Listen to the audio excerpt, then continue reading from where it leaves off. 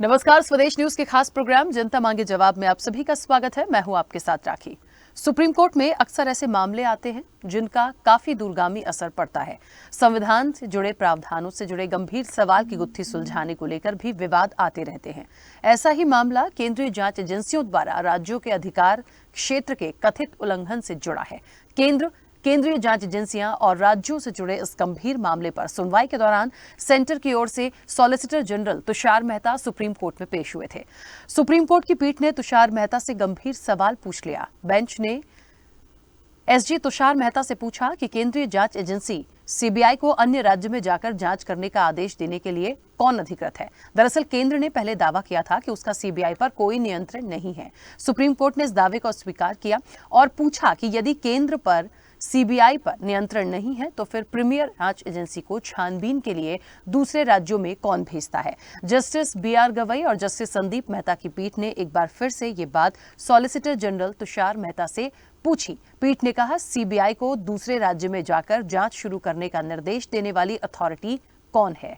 SG Tushar Mehta ने स्पष्ट और सीधा जवाब दे दिया कि इसके लिए केंद्र सरकार अथॉरिटी है, यानी केंद्र के कहने पर ये एजेंसियां काम करती हैं। ऐसे में अब सवाल यहां उठता है कि क्या विपक्ष जो इतने सारे सवाल इतने लंबे समय से उठा रहा है, क्या वो सही है। अरविंद केजरीवाल को भी जमानत मिल चुकी है और उनकी गिरफ्तारी के बाद सबसे ज्यादा सवाल केंद्रीय एजेंसियों पर उठाए गए थे। इतना ही नहीं, चुनाव के पहले लगातार छापों की बौछार देखी गई और एजेंसियों पर सवाल उठे। क्या वो भी सही है? इस पर चर्चा को आगे बढ़ाएंगे, उससे पहले देखिए ये रिपोर्ट।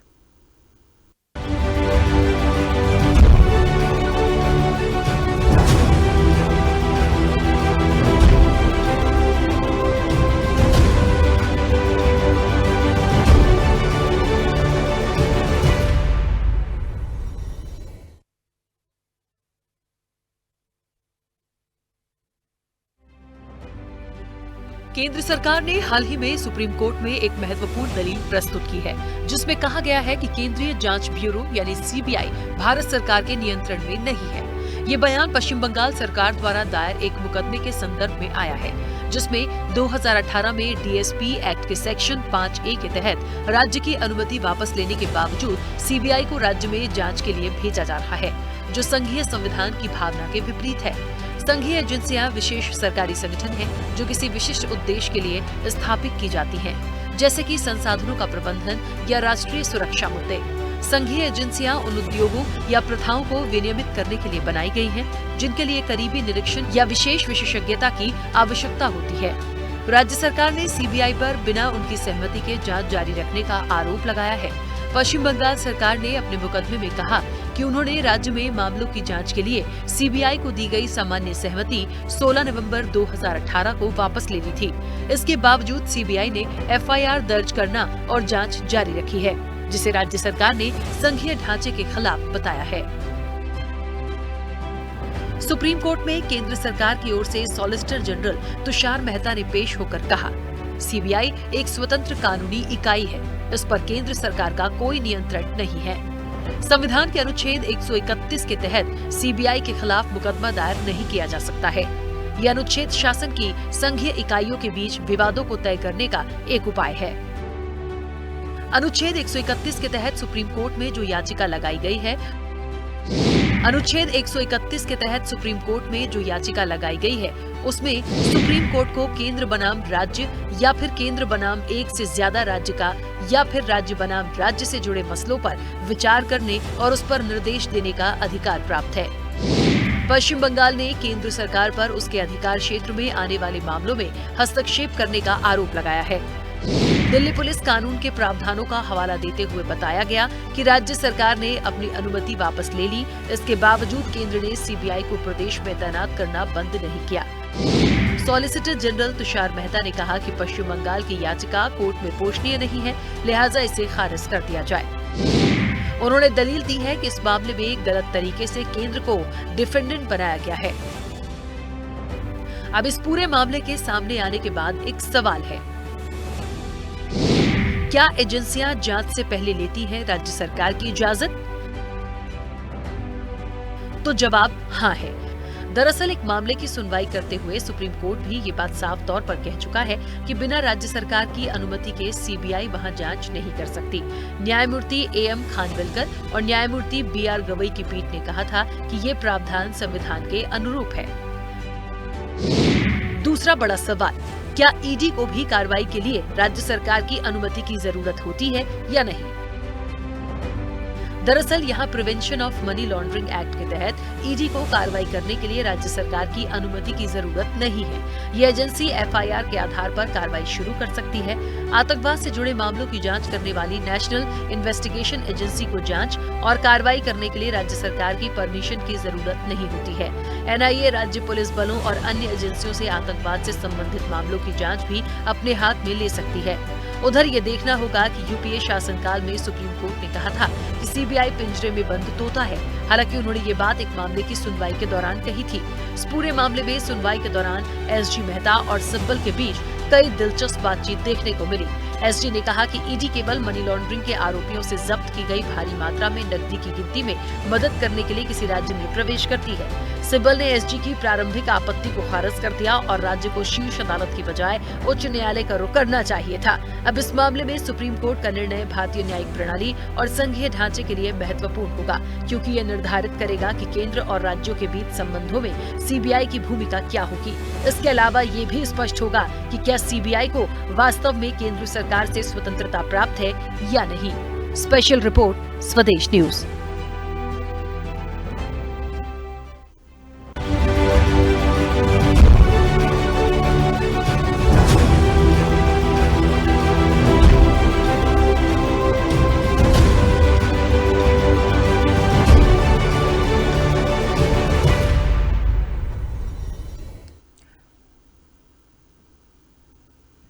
तो केंद्रीय एजेंसियों का अधिकार की बात हो रही है और हस्तक्षेप बार बार होता है, तो ये निश्चित तौर पर एक लाजमी हो जाएगा यहाँ पर सवाल कि आखिरकार लोग भी इस चीज को जान लें, समझ लें, और वो राजनीतिक दल तो बहुत अच्छे से ही समझ लें जो बार बार इस पर सवाल उठाते आए हैं। आज मकसद ही इस चर्चा का ये है कि बहुत सारी चीजों से मुझे लगता है स्पष्ट हो जाना चाहिए कि जो आरोप प्रत्यारोप लग रहे थे उसमें कहाँ तक इन एजेंसियों पर सवाल उठाना सही था, क्या वाकई यदि कोई एक क्राइटेरिया बना हुआ है तो फिर उस पर सवाल नहीं उठना चाहिए। तो मुझे लगता है एक बहुत अच्छी चर्चा का विषय हम सबके लिए यहाँ पर होगा। इस चर्चा पर सीधे लौटेंगे और हमारे साथ तमाम मेहमान जुड़े हुए हैं। सबसे पहले आपका परिचय करा दें। भारतीय जनता पार्टी का पक्ष रखने के लिए प्रदीप बैस हमारे साथ जुड़े हैं। प्रदीप जी, बहुत स्वागत चर्चा में जुड़ने के लिए। कांग्रेस का पक्ष अब से कुछ देर में हमारे साथ रखेंगी, तेलंगाना से जुड़ेंगी, पूर्व मंत्री हैं कोंडूरू पुष्पलीला। कोंडूरू पुष्पलीला जी का भी मैं बहुत स्वागत करती हूँ। टीएमसी का पक्ष रखने के लिए फरीद खान हमारे साथ जुड़े हैं। फरीद जी, आपका भी बहुत स्वागत है। राजनीतिक विश्लेषक डॉक्टर इंदुकांत दीक्षित हमारे साथ जुड़े हैं। इंदुकांत दीक्षित जी, आपका भी बहुत स्वागत है। वरिष्ठ अधिवक्ता है दिल्ली से सुनील मल्लन। सुनील जी, आपका भी बहुत स्वागत है। और स्वदेश न्यूज के managing editor RP Srivastava ji हमारे साथ जुड़े हैं। आरपी श्रीवास्तव जी, आपका भी बहुत स्वागत है। चर्चा की शुरुआत में सबसे पहले सुनील जी आपसे करना चाहती हूँ। मेरी आवाज पहुंच रही है? जी, पहुंच रही है जी। सुनील जी, दो तीन बातें बड़ी इंपॉर्टेंट होंगी। मुझे लगता है पहला पक्ष आपका ही इसलिए मैंने आमंत्रित किया है यहाँ पर क्योंकि सीबीआई हो, ईडी हो, जितनी भी एजेंसियां हैं, हमेशा ये कहा गया कि ये एकदम फ्री होकर काम करती हैं। लेकिन जो मामला सुप्रीम कोर्ट में है, जो स्टेटमेंट आए हैं, उससे साफ समझ में आ रहा है कि सीबीआई का, जहां तक ईडी का तो देखिए चीजें जो आई हैं पॉइंट उस पर मैं बाद में आऊंगी, सीबीआई को लेके जो सवाल उठे हैं कई सारे, देखिए इस बीच में छापे हुए हैं, अरविंद केजरीवाल का मुद्दा हुआ, चुनाव के टाइम पे बहुत सारे गंभीर सवाल इन एजेंसियों पर लगे।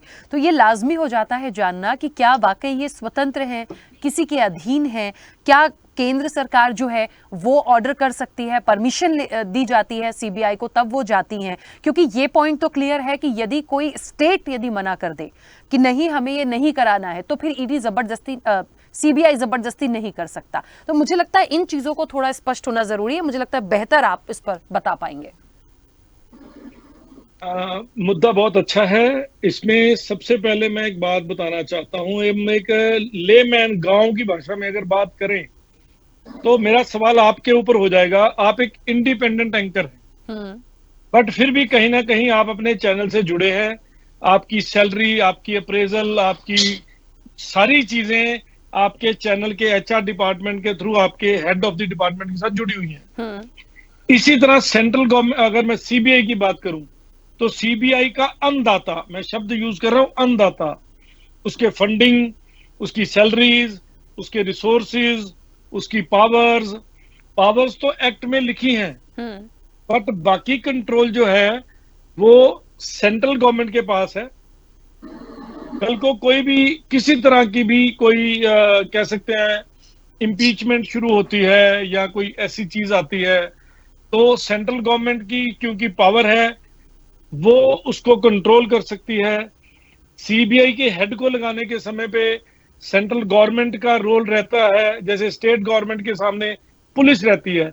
इसी तरह सीमा सुरक्षा बल की बात करूं, आर्मी की बात करूं, सीबीआई की बात करूं, नो डाउट सीबीआई एक स्पेशल एजेंसी है कि जो बहुत बड़ा कोई हीनियस क्राइम हो, अनट्रेसेबल हो या किसी लिमिट से ज्यादा बड़ा हो, जहां पे सामने की तरफ जो अक्यूज हम बोलते हैं, अलेज्ड अक्यूज, वो अगर काफी रिसोर्सफुल लोग हों। देखो सीबीआई को लगाया क्यों जाता है, पहली बात तो ये करें। स्टेट में घपला हुआ, जब स्टेट में घपला हुआ तो स्टेट के घपले को पकड़ने के लिए वैसे तो पुलिस है, वहां की लोकल विजिलेंस है, बट कहा जाता है कि वो लोकल विजिलेंस और लोकल पुलिस स्टेट गवर्नमेंट की है। स्टेट गवर्नमेंट उनको सैलरी देती है, उनकी ड्यूटीज डिफाइन करती है, उनकी बदलियां डिफाइन करती है। One two all every power state government के पास है। तो स्टेट गवर्नमेंट के किसी नामजद आदमी के खिलाफ लोकल स्टेट पुलिस काम नहीं करती। कारण यह कि जो भी ऑफिसर करेगा उसकी बदली कहाँ होगी, उसके ऊपर क्या होगा, वो डर सामने कहीं ना कहीं सताता है। तो सेंट्रल एजेंसीज इसीलिए बनाई जाती हैं कि इस पावर को देखा जाए। और ये कहना डेफिनेटली ये एक स्मार्ट आंसर है कि वो इंडिपेंडेंट काम करती हैं। मैं विश करता हूं ऐसी एजेंसीज को इंडिपेंडेंट काम करने दिया जाए और ईमानदार ऑफिसर लगाए जाएं ताकि सच्चाई पकड़ी जाए। 2G घोटाला, 3G, 4G, 5G घोटाले आज तक पेंडिंग चल रहे हैं। कई सारी ऐसी चीजें हैं जिनके ऊपर आज भी टिप्पणी करने में शर्म आएगी हमें। अगर वो एजेंसीज इंडिपेंडेंट होगी, या तो ये बोल दें कि उनके ऑफिसर कैपेबल नहीं है या रिसोर्सेज नहीं है, तो मैं तो ये समझता हूं कि इनडायरेक्टली या डायरेक्टली जो भी अंदाता है सीबीआई डिपार्टमेंट का, सेंट्रल गवर्नमेंट है या जो भी अंदाता है, जहां से उनकी सैलरीज और बाकी प्रकरण सेट किए जाते हैं, तो डेफिनेटली कहीं ना कहीं डायरेक्ट या इनडायरेक्ट प्रभाव आता है उन लोगों का, उन पावर्स का, और कहीं ना कहीं यूज और मिसयूज दोनों सामने आते हैं। ये पब्लिक प्रीव्यू की तरह से बात करूं, चाहे मैं एक अधिवक्ता के तौर पे बात करूं, ये चीज सच्चाई है, अटूट सच्चाई है। ठीक है, इसमें कोई शक नहीं है। देखिए कहीं ना कहीं फिर मैं आपके ऊपर एग्जांपल ला रहा हूं, कौन सी खबर करनी है या नहीं करनी, आपके ऊपर भी एक टीम है। कई बार आप चाहते भी हैं तो वो कवर नहीं कर पाते हैं। हो सकता है वो किसी एक व्यक्ति विशेष के खिलाफ हो, तो आपकी सीनियर टीम आपको रोक भी सकती है या आपको प्रमोट भी कर सकती है कि नहीं ये काम जरूर करो। लेकिन सुनील जी, उसका भी अपना एक क्राइटेरिया होता है। हम जिस विषय पे हैं वहां पे एक गंभीर आरोप है सीबीआई और इन एजेंसियों पर, हमें समझना पड़ेगा। यदि देश की जनता के नजरों में ये मैसेज जा रहा है या विपक्ष के लोग इलेक्शन टाइम में भी इन चीजों को उठाते हैं कि गलत तरीके से कार्रवाई करवा रही है, एक तानाशाही रवैया भारतीय जनता पार्टी की सरकार या केंद्र सरकार का है, तो वहां पे ये लाजमी हो जाता है कि इस चीज को क्लियर आउट किया जाए कि सीबीआई किस स्थिति में काम करती है। मेरे पास जो डिटेल्स है उसमें यही है कि यदि कोई घटना होती है या किसी भी मामले की जांच करना है वो सीबीआई कर सकता है, लेकिन यदि दूसरे स्टेट में वो जा रही है तो वहां से उनकी सहमति होना जरूरी है। या तो फिर सुप्रीम कोर्ट हो, न्यायालय हो, जो डायरेक्ट उनको आदेश दे सीबीआई को, तब वो एक फ्री होकर काम कर सकते हैं। तो ये चीजों को हमें जाना होगा। दोनों एग्जाम्पल्स, मैं क्रॉस नहीं कर रही हूं, आपकी बात का पूरा मैं सम्मान करती हूं, लेकिन जो एक कंडीशन आपने फॉर एग्जाम्पल हमारे लिए बताई, खबरों से रिलेटेड सारी, उसमें और इस सीबीआई के केस में एक बड़े अपराध में या किसी चीज की जांच में बहुत बड़ा डिफरेंस है। उस चीज को समझना होगा। मैंने सिर्फ दबाव के ऊपर लेके बात की, मेरा कोई पर्सनल टिप्पणी करने का मतलब नहीं है। ठीक है, मैंने इसलिए बोला, मैं क्रॉस नहीं कर रही हूँ। एक चीज और, मैंने अपनी कानून की किताब में सबसे पहले साल में एक बात पढ़ी थी, king can do no wrong. ये एक परिभाषा है जो हमें लॉ में सबसे पहले पढ़ाई जाती है। King can do no wrong means जिस भी स्टेट का, वो सीएम हो या कोई भी पावर में मंत्री हो या कंट्री का हो, उसके खिलाफ किसी किस्म का कोई एफआईआर दर्ज नहीं हो सकती अगर उसने संवैधानिक तौर पर अपनी मीटिंग बुलाकर कोई ऐसा कानून पारित किया हो जो देश हित में हो। ठीक है, अब चलिए उसके सुनील अंदर जी, मैं बीच जी में रोकूंगी सर, और सारे मेहमान प्लीज भी हैं, प्लीज मैं वापस आती हूँ, इस चर्चा को हम कंटिन्यू करेंगे। मैं फरीद जी, मेरी आवाज पहुंच रही है? जी आ रही है आवाज। फरीद जी, मैं इसलिए आपसे ये सवाल सुनील जी के बात करूंगी क्योंकि ये पूरा मामला जो उठकर आया, ये पश्चिम बंगाल का ही एक मुद्दा था जिसको लेके तमाम चीजें सुप्रीम कोर्ट में है, सुप्रीम कोर्ट से चल रही हैं। वो निर्णय क्या होंगे वो आगे आने वाले समय में देखेंगे, लेकिन निश्चित तौर पर इसकी क्लियरिटी की बहुत जरूरत है। जी बिल्कुल, और जिस तरह से सुनील जी बता रहे थे तो बात मैं उनसे पूरा इत्तेफाक रखता हूँ, बहुत अच्छे से बता रहे थे। हालांकि उन्होंने एग्जाम्पल आपके ऊपर, आपके चैनल के ऊपर रखा, मगर ये बात बिल्कुल सही है कि ये इंडिपेंडेंट बॉडी बना था और देश के लोग इसको मानते थे। ये भाजपा सरकार आने से पहले तक देश के लोग इनको मानते थे। हालांकि बीच में कंट्रोवर्सी हुई थी जब रंजीत सिन्हा जी वहां पर थे, उन्होंने शब्द कहे थे कि एक पिंजरे में बंद है।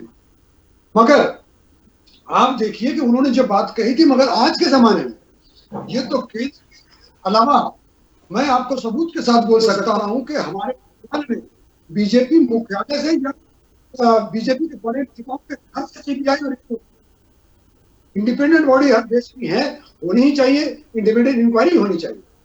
लेकिन इन्होंने इसको अपने घर का ये बना लिया है, ये देश की चीजें हैं। इन्होंने सीबीआई को बदनाम कर दिया है। आज की तारीख में अगर किसी पर सीबीआई होता है तो लोग मजाक उड़ाने लगे। सीबीआई एक मजाक का केंद्र बन गया है, ईडी एक मजाक का केंद्र बन गया है। क्यों बन गया है, किसने बनाया? ये एक हमारी ऑटोनोमस बॉडी थी, एलिट बॉडी थी, जिसको अपनी तरीके से काम करने देना चाहिए था। मगर जिस तरह से हमारे भाई साहब सुनील साहब बता रहे थे कि कहीं ना कहीं से तो तोते की जान किसी के हाथ में है, तो वो लोग नचाते हैं। और इसीलिए सबसे ज्यादा भुगतभोगी हम बंगाल के लोग रहे हैं। बात बात में हमारे नेताओं के घर पे ईडी रेड करना, आईटी रेड करना, सीबीआई का उठा के लेकर चले जाना। और आज तक आप देखिए कि 2014 से ये सिलसिला इनका चालू हुआ था, आज तक कोई कन्विक्शन नहीं हुआ। मगर अरेस्ट सब हो रहे हैं, इल्जाम लगा दो, साबित आज तक किसी का नहीं हुआ। और हम इनको मोदी डिटर्जेंट वाटर क्यों बोलते हैं कि जो इनके पास चला जाए डर के वो साफ सुथरा हो जाता है। जैसे हमारे यहाँ के नेता और इनके अपोजिशन लीडर शुभेंदु अधिकारी को भी सीबीआई ने बुलाया था। सीबीआई के पास उनका केस रजिस्टर्ड है, मगर वो उनके पास चले गए हैं तो दूध के धुले साफ हो गए हैं। और उस सेम केस में हमारे 3 से 4 मंत्री अरेस्ट हुए। तो आप खुद अंदाजा लगाइए कि क्या इनका हालचाल है। हमारे जिस तरह से हमारे गुरु रविन्द्रनाथ टैगोर का 2008 या 9 साल में उनका नोबेल प्राइज चोरी हो गया था, उस पर सीबीआई को लगाया गया था।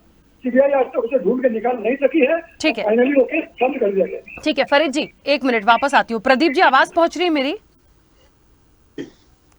प्रदीप जी, मुझे लगता है आज के विषय में भारतीय जनता पार्टी के लिए ये बहुत अच्छा होगा। अब पूछेंगे आप क्यों?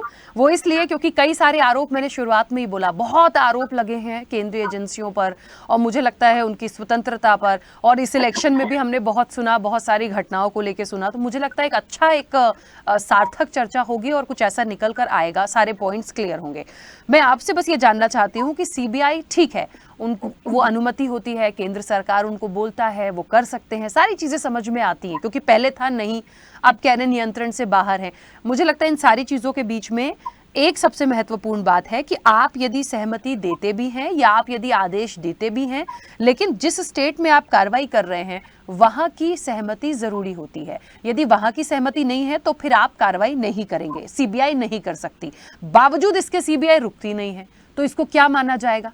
इसका एक उदाहरण, क्योंकि मैंने इसीलिए फरीद जी से बात को यहाँ पर सेकंड टर्म में शुरू किया, क्योंकि वो मामला पश्चिम बंगाल से आया, बहुत सारे केसेस में ये चीजें हुई।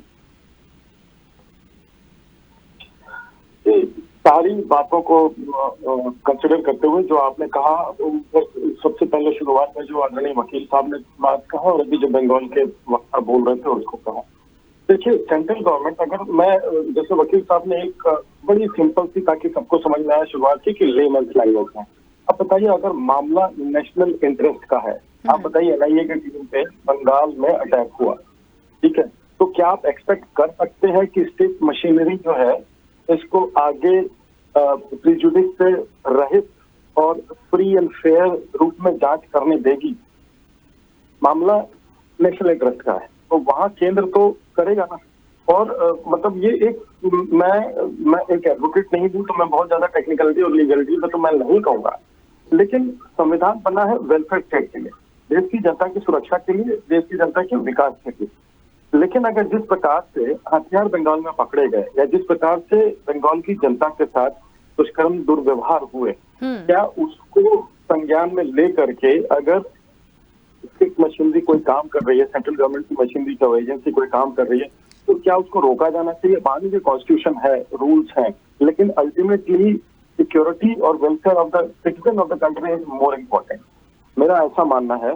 और देखिए, बंगाल को छोड़ करके हो सकते हैं और नजीरे हो, दूसरे स्टेट की नजीरे हो, लेकिन अभी तक मेरे जानने में ऐसा कोई मामला नहीं आया जहाँ पे स्टेट गवर्नमेंट ने पर्पजली ये कहा हो कि भाई आप रूल का इंट्रूशन कर रहे हैं, आप अधिकार क्षेत्र का अतिक्रमण कर रहे हैं। तो अल्टीमेटली स्टेट, सेंट्रल या स्टेट गवर्नमेंट वो जनता के वेलफेयर के लिए है। और जो बंगाल में हुआ, मैं बहुत ज्यादा राजनीतिक चर्चा उसमें नहीं चाहूंगा, लेकिन अभी चूंकि मामला सब जुडिस है तो समय आने पर ही हमें पता लगेगा। लेकिन मेरा ऐसा मानना है और हम इस बात के पुरजोर समर्थक हैं कि अगर सेंट्रल एजेंसी है जिसका जुरिडिक्शन है, वो केंद्र की एजेंसी, उसका अधिकार है, तो स्टेट को कोऑपरेट करना चाहिए और स्टेट कोऑपरेट करते भी है। लेकिन ये बंगाल का मामला एक एक्सेप्शन माना जा सकता है, जिसको कि लेकर के हम आज चर्चा कर रहे हैं। अगर वो नहीं होता तो शायद हम चर्चा भी ना करते। चलिए, वापस लौटूंगी। एक बात आपने आतंकवाद से जुड़े मुद्दे की कही थी, तो एनआईए तो इससे अलग है सर, उन्हें तो परमिशन की जरूरत ही नहीं है। ऐसे जो केसेस आएंगे उसमें एनआईए को किसी भी स्टेट से परमिशन की जरूरत नहीं है। यदि आतंकवाद से जुड़ी कोई घटनाएं होती हैं, ये एजेंसीज बिल्कुल फ्री हैं। किसी भी स्टेट में कुछ भी हुआ होगा, ये सीधे वहां जाकर सभी से जांच पड़ताल पूछताछ कर सकते हैं। ये बिल्कुल उस दायरे से बाहर है, क्योंकि ये बात निकली इसलिए मैंने यहाँ बात रखी। कोंडरू पुष्पलीला जी, मेरी आवाज पहुंच रही है? चलिए, कोंडरू पुष्पलीला जी हमारे साथ नहीं जुड़ी हैं। कांग्रेस का पक्ष रखने के लिए हमारे साथ अब से कुछ देर में एचएन उपाध्याय जी भी जुड़ेंगे, उनका भी मैं स्वागत करती हूं। अब से कुछ देर में वो हमारे साथ कनेक्ट होंगे, चर्चा पर सीधे लौटेंगे। और मुझे ऐसा लगता है यहाँ पे जो बात चल रही थी, इंदुकांत जी, ये पूरा मामला जो निकल कर आया, देखिए पहले क्योंकि काफी कुछ इस पर आज पढ़ा है और जितनी चीजों को समझ पाए उसमें यही है कि पहले तो ये कहा जा रहा था कि नहीं, बिल्कुल सीबीआई एकदम फ्री है, उसका केंद्र से कोई लेना देना नहीं है। बाद में जब थोड़ा उसको ये पूछा गया कोर्ट की तरफ से कि नहीं है, तो फिर वो किस बिना पर कार्रवाई करती है, कैसे तमाम चीजें होती हैं, तो वहां तुषार मेहता ने कहा कि हाँ, इसकी अथॉरिटी केंद्र है। तो ये तो क्लियर हुआ कि चलिए आप परमिशन देंगे, उसके बाद सारी चीजें होती हैं। एक पॉइंट इसमें यह भी हम जोड़ रहे हैं कि यदि कोई स्टेट में आप जाते हैं और वहां के स्टेट की सहमति नहीं है तो फिर आप नहीं कर सकते। तो ये तो फिर अड़ियल रवैया है कि उसके बावजूद आप कार्रवाई कर रहे हैं, आप वापस नहीं आ रहे हैं, पहली चीज। एक पॉइंट और है, अधिनियम 5(1) में आज मैंने पढ़ा कि जो गवर्नमेंट होती है, जो केंद्र सरकार होती है, उसको ये शक्तियां हैं कि वो केंद्र शासित राज्यों को छोड़कर बाकी के राज्यों के लिए ये सारी जो सीबीआई की कार्रवाई वो हो सकती है। तो ये दो तीन बातें थोड़ी सी समझ में तो आई, लेकिन ये लगता है कि कौन से अधिनियम के तहत फिर ये तमाम चीजें हो रही हैं? क्या वो जहां उनको शक्तियां हैं और नहीं है, तो फिर दूसरे एंगल से आप ये जांच कैसे करा रहे हैं जहां पे आपकी सहमति नहीं है स्टेट की? जी राखी जी, नमस्कार। सारे जितने भी हमारे कलीग हैं, हमारे को पैनलिस्ट, उनको भी मेरा नमस्कार। मेरी आवाज आ रही राखी जी? जी बिल्कुल आ रही है, बोलिए। जी देखिए, मैं ये कहना चाहता हूं कि पहली तो ये जो मौलिक चर्चा है सीबीआई के बारे में या केंद्रीय एजेंसियों के बारे में, इसमें हमारे जो वरिष्ठ अधिवक्ता सुनील जी जो बात कह रहे थे, उन्होंने संकेतों में कहा कि आखिरकार सैलरी कहाँ से डिसबर्स होती है। ये एक उन्होंने एक मौलिक सवाल एक ये उठाया था। उसके बारे में मैं पहले कुछ चीजें कहना चाहता हूँ। सैलरी प्रेसिडेंट ऑफ इंडिया का कहाँ से आता है? सैलरी सुप्रीम कोर्ट और हाई कोर्ट के जजेस के कहाँ से आते हैं? सारे कंसोलिडेटेड फंड ऑफ इंडिया से आते हैं। थोड़ा फर्क सिर्फ ये है कि उनका अधिकृत होता है सीधे कंसोलिडेटेड फंड ऑफ इंडिया से चार्ज किया जाता है, और जितने भी आईएएस हैं, आईपीएस हैं, चाहे सीबीआई के डायरेक्टर हैं, इनकी सैलरी वाया सब मिनिस्ट्री रूट होती है। तीसरी बात है, सीबीआई की जो कि स्पेसिफिक बात हो रही है, तो सीबीआई के डायरेक्टर के अपॉइंटमेंट का जो अभी का सिस्टम है, क्योंकि सुनील जी तो स्वयं वरिष्ठ अधिवक्ता हैं, तो मेरे ख्याल से अगर मैं गलत बोल रहा हूं तो उसको करेक्ट करेंगे वो, कि आज डायरेक्टर सीबीआई के अपॉइंटमेंट में सीधे सीजेआई होता है, एक अपॉइंटिंग अथॉरिटी अपॉइंटिंग टीम में शामिल होता है। एक सीजेआई होते हैं, एक प्राइम मिनिस्टर होते हैं, विपक्ष के नेता होते हैं। उसके बाद भी अगर सीबीआई के कामकाज के इंडिपेंडेंस पे अगर सवाल उठाया जाए तो आप ये बताएं कि फिर और क्या नया सिस्टम बनाया जा सकता है। तीसरी बात, एक बहुत महत्वपूर्ण बात है जो उठा रहे थे भाजपा के नेता, कि अगर राज्यों में कोई करप्शन हो रहा है, मिसाल के तौर पे जो झारखंड का मामला ले लीजिए, जहां पे स्वयं मुख्यमंत्री पे आरोप था कि उन्होंने जो कहते हैं अमानत में खयानत, उन्होंने अपने नाम से माइनिंग लीज करवा लिया, उन्होंने अपने नाम से सेना की जमीन अलॉट कर ली, तो ऐसी सिचुएशंस में क्या वो अपनी एजेंसी से उसकी जांच करवाएंगे? आखिरकार अमेरिका में भी फेडरल सिस्टम में ऐसे जांच के लिए एफबीआई है, फेडरल ब्यूरो ऑफ इन्वेस्टिगेशन। तो कहीं न कहीं एक स्वतंत्रता की बात आती है। चौथी बात, देखिए ये आरोप प्रत्यारोप आज से नहीं, देश की आजादी के बाद से है। उसमें मीडिया इतना प्रेवेलेंट नहीं था तो चीजें इतने चर्चा में नहीं आती थी। क्या इंदिरा गांधी के समय में सुप्रीम कोर्ट में दखल नहीं दिया गया, जहां पे सीधे सीनियरिटी को दखल दे करके सीनियर जज को छोड़कर जूनियर जज को सुप्रीम कोर्ट का चीफ जस्टिस बना दिया गया? और ये कांग्रेस का या यूपीए की ही सरकार थी जिसमें इसको केस पैरेड बोला गया, जिसकी चर्चा किया माननीय सुनील जी ने। तो वैसी कम से कम चर्चा ये मोदी सरकार में 2 टर्म में सीधे तौर पे नहीं आई। और ईडी को लेकर तो सारे विपक्षी दल एकजुट होकर सुप्रीम कोर्ट में गए, तो भी सुप्रीम कोर्ट ने कहा उसमें कोई अनुचित बात नहीं देखा। अब देखिए, जहां तक एक आपने फंडामेंटल सवाल उठाया है कि क्या राज्यों की अनुमति के बगैर जांच हो सकती है, देखिए दिल्ली पुलिस स्पेशल अधिनियम के तहत सीबीआई के अधिकार क्षेत्र का मामला आता है जो तमाम राज्यों में था। और कई राज्यों ने, खासतौर से इस बीजेपी की जो शासनकाल है इसमें वेस्ट बंगाल ने, तमिलनाडु ने, तमाम राज्यों ने, कम से कम विपक्ष के हमें लगता है कि पंजाब ने 7-8 राज्य हैं जिन्होंने वहां से इस शक्तियों को विड्रॉ कर लिया है। और अब वहां पे डायरेक्ट सीबीआई किसी चीज की जांच नहीं कर सकती है। कैसे करती है? जैसे पश्चिम बंगाल के मामले में तो बहुत सारे मामलों में इंक्लूडिंग संदेश खाली और कई मामलों में सीबीआई ने हाईकोर्ट के आदेश से किया है। हाँ। और जब हाईकोर्ट और सुप्रीम कोर्ट का डायरेक्ट इंटरवेंशन आता है तब किसी की अनुमति की जरूरत नहीं होती, आप जानती हैं। हाँ, आज आपने देखा कि सर्वोच्च न्यायालय ने अरविंद केजरीवाल को जब अंतरिम जमानत दी तो 2 महत्वपूर्ण पक्ष हैं। एक तो उनकी पिटीशन जमानत के लिए थी नहीं, तो अंतरिम जमानत दी गई, और दूसरा वो जाता है लोअर कोर्ट में जहां पे स्पेशल कोर्ट में उसकी सुनवाई हो रही है और वो तय करके सारी चीजें और उसके बाद भेजता है आदेश जेल अथॉरिटी तक। यहाँ सुप्रीम कोर्ट ने अपने जमानत के अंतरिम जमानत के आदेश को डायरेक्ट जेल अथॉरिटी को भेज दिया है, पास करते हुए इसको लोअर कोर्ट के अथॉरिटी को। ये उनका पावर है, डिस्क्रेशन है, उन्होंने यूज किया। तो इन सिचुएशंस में अगर मान लीजिए कि सीबीआई कहीं जांच करे किसी स्टेट के क्षेत्राधिकार में, किसी स्टेट में तमाम केंद्र सरकार के एम्प्लॉइज काम करते हैं, अधिकारी काम करते हैं, उनके खिलाफ अगर वो जांच करते हैं, उनके साथ अगर कोई राज्य का अधिकारी संलिप्त है तो उसके लिए परमिशन की कोई जरूरत नहीं है, बाद में भी ले सकते हैं। और खास तौर से मैं जम्मू कश्मीर एक अंतिम उदाहरण देना चाहूंगा राखी जी। जम्मू कश्मीर में तो मैंने देखा, मैं 5 साल मेरी पोस्टिंग थी, कि वहां आतंकवाद से जुड़े हुए तमाम मामलों में वहां की राज्य कभी भी अनुमति नहीं देते थे। तो जब वहां पे अधिकार था तो राज्य केंद्र सरकार ने कई बार सीबीआई की जांच कराई, आतंकवादियों के मामले में सीधे कई नेताओं की संलिप्तता पकड़ी गई। तो अब इसका पाक साफ करना और अधिकार क्षेत्र को बांटना अगर चर्चा आई है तो let the Supreme Court do it. जी बिल्कुल ठीक बात है। देखिए, और इसीलिए जो एजेंसियां हैं उनके अपने अपने अधिकार क्षेत्र हैं, अलग अलग क्राइटेरिया के लिए अलग अलग एजेंसियां हैं कि उनको किस तरह से किस पर काम करना है। जैसा कि मैंने पहले भी कहा, यदि आतंकवाद से जुड़ी हुई कोई भी घटना, कोई भी बात है, कहीं पे भी है, एनआईए सीधे उसमें जांच पड़ताल कर सकता है, हस्तक्षेप कर सकता है, उसे किसी की परमिशन की जरूरत नहीं है।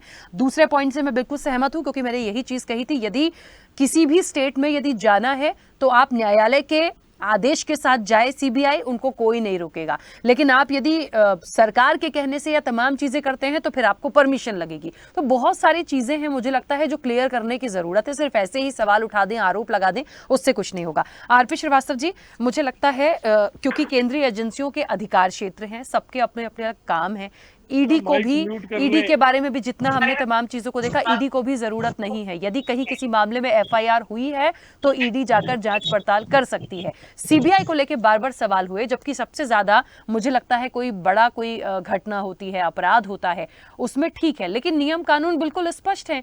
फिर भी ये रवैया बार बार आरोप लगा देने का या होने का, ये कई सवाल खड़े करता है। देखिए राखी जी, सीबीआई पर इस तरह के आरोप आज से ही नहीं है। इसके पूर्ववर्ती सरकारें जब थी तब भी विपक्ष आरोप लगाता रहा, और उसके पीछे एक रीज़न रहता है कि भाई विपक्ष ये चाहता जब भी वहाँ पर कोई कार्रवाई होती है तो उसका एक काम रहता है कि बार बार आरोप लगाए। सीबीआई, ईडी और ये जो है एनआईए निश्चित रूप से एक स्वतंत्र एजेंसी है, उसको अपने ढंग से काम करने की ज़रूरत है और सरकार के अधीन है। ये बिल्कुल बात सही है। कोई भी एजेंसी हो, चाहे सुप्रीम कोर्ट का जज हो, चाहे कहीं भी हो, सबको जो सैलरी वाली बात आई तो उसको भारत सरकार से मिलती है, व्यक्ति विशेष से नहीं मिलती है। लेकिन लोग प्रभावित तो रहते हैं कहीं न कहीं। जब कोई भी केंद्र में सरकार हो, चाहे पहले भी सरकारें थी, आपने देखा होगा कि सुप्रीम कोर्ट ने यहाँ तक टिप्पणी कर डाला कि सीबीआई पिंजरे का तोता है। तो मेरा ये कहना है कि सुप्रीम कोर्ट को उसमें इंटरवीन करना पड़ा। आज का भी जो मामला है, जो अभी आप बता रही हैं, जिसमें तुषार मेहता जी ने कहा कि स्वतंत्र एजेंसी है, लेकिन ये भी कहा कि वो जाँच केंद्र सरकार की जो है जब चाहे जांच कराने का प्रयास करती है। लेकिन सवाल ये उठता है कि जहाँ पर संघीय ढांचे का सवाल है, भाई स्टेट गवर्नमेंट जो है वो परमिशन देती सीबीआई को, और दूसरी तरफ है कि अगर सुप्रीम कोर्ट या अदालत अगर सीबीआई जांच का आदेश देती है, बहुत सारे मामलों में देखा होगा, यहाँ कई घोटाले मध्य प्रदेश में हुए और वहाँ पर भी जो है कोर्ट ने, अदालत ने उनको निर्देश दिया कि इस पर जाँच करिए संगीन मामलों में। तो ये तो खैर सीबीआई को लेकर के ये बातें हो सकती हैं कि राज्य सरकार और केंद्र सरकार में टकराव होता रहा है और होता रहेगा, हमको लगता आने वाले समय में। लेकिन फिलहाल अभी देखिए अन्य एजेंसियां जैसे एनआईए है, ये राष्ट्रीय सुरक्षा से जुड़ा मुद्दा है और इन एजेंसियों को सीधे जो है वहाँ पर जांच करने का अधिकार है और कार्रवाई करने का अधिकार है। वही हालत ईडी का आपने देखा होगा बड़े बड़े मामलों में। और जहाँ तक प्रदेश सरकार का मामला है, जिस राज्य सरकार में ये मामले घटित हो रहे हैं, तो क्या वो सरकार क्या बायस नहीं हो सकती है?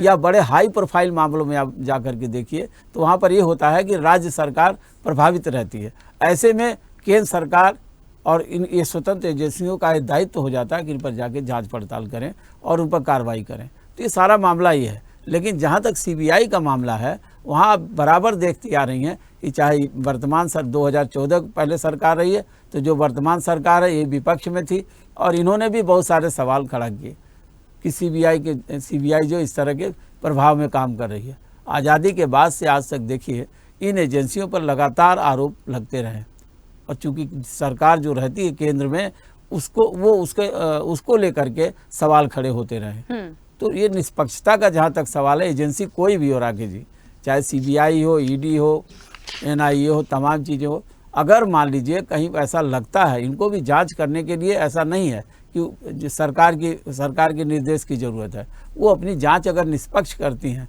और जो मामले हैं उस पर निष्पक्ष उनकी राय रहती है, तो निश्चित रूप से इन पर सवाल खड़ा नहीं होता। लेकिन कभी कभी ये देखा गया है कि ऐसी भी स्थितियाँ आती हैं जहाँ पर कि जांच ही प्रभावित हुई। बहुत सारे मामले हैं सीबीआई के और तमाम मामले जो आज सालों से लंबित हैं, और आपने देखा होगा कि इन लंबित मामलों में कोई अभी आज तक कोई उनका जो है निराकरण नहीं हो पाया। तो सवाल के दायरे में तो आ जाते हैं, ये सारी एजेंसियां आ जाती हैं। लेकिन फिलहाल देश के लिए ये एजेंसियां बड़ी ज़रूरी हैं, महत्वपूर्ण हैं, और शायद इन्हीं के माध्यम से बहुत सारे ऐसे खुलासे हो रहे हैं और होते रहेंगे, जिससे जो है देश के आम नागरिक और तमाम लोग जो है लाभान्वित होंगे। ठीक है, हमारे साथ एचएन उपाध्याय जी भी जुड़ गए हैं। एचएन उपाध्याय जी, मेरी आवाज़ पहुँच रही है? HN Upadhyay ji, madam request करूंगा मिस्टर एचएन को माइट म्यूट कराओ या उनको बाहर निकालो, नहीं तो हम बाहर चले जाते हैं। एचएन उपाध्याय जी की आवाज सुननी है इतने बड़े चैनल पे। सुनील तो जी एक मिनट, उनका ऑडियो मेरे पास नहीं आ रहा था, बार बार रिक्वेस्ट कर रहा हूं, अगर एक मिनट भेजिए। एक सेकेंड। एचएन उपाध्याय जी, मेरी आवाज पहुंच रही है आप तक? चलिए, मेरी आवाज शायद नहीं पहुंच रही है, वो उनको दोबारा से कनेक्ट करने की कोशिश करेंगे, समय भी थोड़ा सा बचा हुआ है, उनका पक्ष आ जाता बहुत बेहतर होता। खैर, सुनील मल्लन जी, सवाल अगला आप ही से लूंगी। मुझे थोड़ा सा जो चीजें अभी तक आई हैं, उसके बाद एक पॉइंट है जो मुझे लगता है वो बेहतर आप ही क्लियर कर पाएंगे। क्या उसमें कोई बदलाव हुआ है, वो यथावत है या चीजें चल रही हैं? जो मैंने एक अभी सवाल उनसे भी लिया था कि 5(1) का जहां तक जिक्र है अधिनियम में, केंद्र सरकार को यह शक्ति देती है कि वो केंद्र शासित प्रदेशों को छोड़कर राज्यों में सीबीआई को जांच के लिए आदेश पारित कर सकती है। ये कौन सा क्राइटेरिया है 5(1) का? क्या जो आरोप लग रहे हैं विपक्ष की तरफ से, क्या इसी की तरफ कार्रवाई हो रही है? मेरा सवाल इसलिए है आपसे क्योंकि देखिए, पूरे इलेक्शन के दौरान भी और इसके बहुत पहले से ये कहा जा रहा था कि सारे छापे, सारी कार्रवाई विपक्ष पे ही क्यों, केंद्र शासित जो बीजेपी के प्रदेश, वहां किसी पर कोई कार्रवाई नहीं होती। ये सवाल आया था, इसलिए मैंने आपसे पूछा। देखिए, मैं ये टिप्पणी नहीं कर सकता कि बाय चॉइस हो रहा है या बाय सिस्टम हो रहा है। फिर मैं एक उदाहरण और दूंगा कि अगर मेरा बच्चा 18 साल से बड़ा हो गया, अच्छा काम कर रहा है तो वो हमने कराया है। अगर वो किसी के साथ बुरा व्यवहार करके आ रहा है तो भाई वो बालिग है, वो अपने फैसले खुद ले सकता है। मैं ये टिप्पणी बड़ी क्लियर करना चाहता हूँ।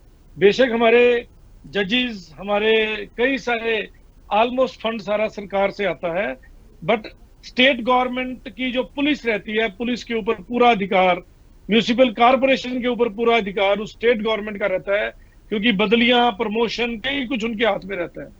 इसी तरह जुडिशियल सिस्टम कभी भी किसी की पावर के अंडर नहीं है, वो एक अलग से बॉडी है, कोई शक नहीं उसमें। बेशक सीबीआई के डायरेक्टर चुने जाते हैं जिसमें एक पैनल रहता है, उसके बाद भी इन्फ्लुएंस तो उनका रहता है। अब ये प्रावधान दिया जाए कि सेक्शन 5(1) में एग्जम्पशन है कि वो सेंट्रल गवर्नमेंट के या यूटी स्टेट्स के ऊपर ऐसा कुछ नहीं करा सकते, बट अगर मैं सेक्शन 6 की भी बात करूं तो स्टेट गवर्नमेंट की परमिशन या सहमति जरूरी है। जिस भी स्टेट गवर्नमेंट के ऑफिसर को या मंत्री को या इन फोर्स सीएम को अरेस्ट किया गया, वहां पे आपको लगता है कि सीएम ने अपने आप को अरेस्ट करने की सहमति दी होगी, तो कहीं ना कहीं ओवर पावर सीबीआई हुई है, जिसने, मैं फिर कहता हूं, king can do no wrong, कि जो किंग है वो गलत नहीं कर सकता। अगर उसने किसी ऐसे संवैधानिक तौर पे किसी फैसले को गलत ना किया हो। हमारा कॉन्स्टिट्यूशन भी तो हमारे ऊपर एक बड़ा, कह सकते हो, बुलडोजर जैसा प्रभाव पाए बैठा है कि मैं अगर सीएम हूं किसी कंट्री का, मैं सुप्रीम कोर्ट का जज हूं, तो मैं संविधान से बाहर फिर भी नहीं जा सकता, लॉ के बाहर जा सकता हूं, अपनी ऑब्जर्वेशन में ला सकता हूं, जजमेंट ऐसी हो सकती है, पर असंवैधानिक नहीं हो सकती। तो सीबीआई कम से कम जिस भी जगह रेड कर रही है वहां पे स्टेट गवर्नमेंट की सहमति अगर जरूरी है तो वो सहमति भी दिखाए। कहां है? अगर हम किसी लेवल पे, मैं उसको गलत नहीं कहता, मैं उसको ठीक नहीं कहता, पर कहीं पे अगर ऐसा एक्शन कर रहे हैं जो सीबीआई के मुताबिक संवैधानिक है, अगर सेंट्रल गवर्नमेंट ने ऑनरेबल सुप्रीम कोर्ट के आगे रखा है कि अब हमारा बच्चा 18 साल का हो चुका है और ये इंडिपेंडेंट है फैसले लेने के लिए, क्योंकि वो फैसला ऐसा है जो किसी विरोधी पार्टी के ऊपर है। लॉ तो सबके लिए कॉमन है। मैं अगर एक अधिवक्ता बन गया, मेरे को किसी को गोली मारने का अधिकार नहीं मिला, मेरे जज साहब को भी नहीं मिला, पर हाँ, उनको फांसी देने का अधिकार आज भी है, और उस फांसी देने के काम के में सहयोग एज ऑफिसर ऑफ कोर्ट मेरा भी है, बट वो लॉफुल एंट्री है। अनलॉफुल एंट्री अगर किसी की भी है तो वो गलत है। ठीक है, चलिए। तो मेरा सवाल यहीं आके रुकता है कि पूछा जाए सीबीआई से कि आपके पास स्टेट की सहमति दिखाइए, और वो बाय चॉइस किसी एक वर्ग के ऊपर क्यों है? कई 100 करोड़ के घोटाले कई मंत्रियों के दिखे हैं, आज तक उनके ऊपर रेड क्यों नहीं? ठीक है, ब्लैंकेट प्रोविजंस क्यों मिल रही हैं कुछ लोगों को? ठीक है, बिल्कुल। एचएन उपाध्याय जी हमारे साथ जुड़ गए। एचएन उपाध्याय जी, आवाज पहुंच रही है? जी मैडम। केंद्रीय एजेंसियों के अधिकार पे बात हो रही है, हस्तक्षेप बार बार। मुझे लगता है काफी देर से आप इस चर्चा में जुड़े हैं, लेकिन बहुत सारे पॉइंट्स जो वो क्लियर होके आए हैं क्योंकि विपक्ष हमेशा सवाल उठाते आया है, बहुत सारी चीजें हैं और मुझे लगता है यदि अथॉरिटी केंद्र की है किसी भी स्टेट में किसी भी जांच किसी भी अपराध के लिए सीबीआई को परमिशन है तो फिर स्टेट की भी अपनी एक गाइडलाइंस है कि आप सहमति नहीं देंगे तब तक कुछ नहीं होता, या तो फिर डायरेक्ट कोर्ट यदि बोलता है तो फिर वो कर सकते हैं। तो मुझे लगता है चीजें क्लियर हैं। और रही बात ईडी की, एक बात और ईडी के लिए भी ये है कि यदि किसी भी मामले में एफआईआर हुई है तो ईडी को ये राइट्स है कि वो वहां जाके पूछताछ और बातचीत को कर सकती है, जांच को कर सकती है। जी हाँ, तो ऐसा है राखी जी, केंद्रीय एजेंसियों के अधिकार की जहाँ तक बात है, ये अधिकार पक्ष और विपक्ष दोनों पर लागू होता है। आप देखी होंगी पिछले 10 खास 3-4 साल में विपक्ष के नेताओं पर ही केंद्रीय एजेंसियों ने ज्यादा पूछताछ या अपनी कार्रवाई की है। हालांकि जहाँ तक ईडी की बात है, ईडी का 0.4% ही कन्वेक्शन हो पाया है।